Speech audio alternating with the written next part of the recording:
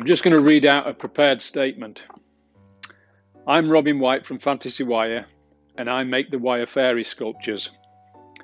For the past 2 years, scammers have been using my images, claiming to be me and claiming to sell my fairy sculptures.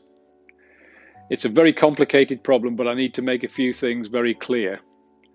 I am not going out of business. I have not given anybody permission to use the images to sell fairies. I have not sold my designs to anybody in China. I only actually make about 10 fairies each year, and I sell them all personally. If you think you are buying a fairy sculpture and you are not in direct contact with me via FantasyWire.co.uk, I guarantee you are being scammed. When it first started, I spent about 2 months attempting to have them shut down, and I made zero progress.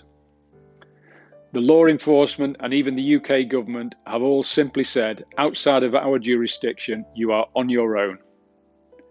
There are tens of thousands of scams across every single social media and online selling platform that are using my images. The scammers and the tech companies view you as cash cows to be milked. The tech company business model is to use algorithms to get your attention.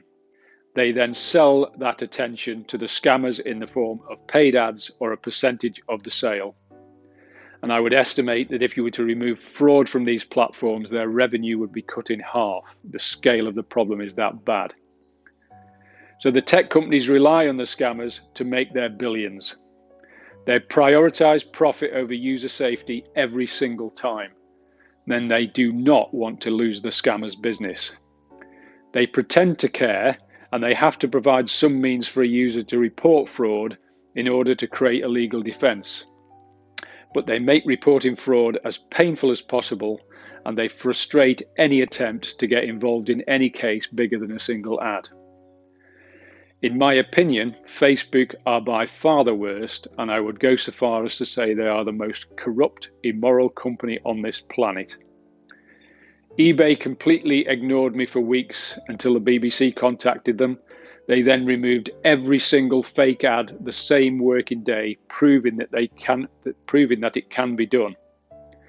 But as soon as the program aired, they returned to insisting that I report and justify that I own every single one of those images.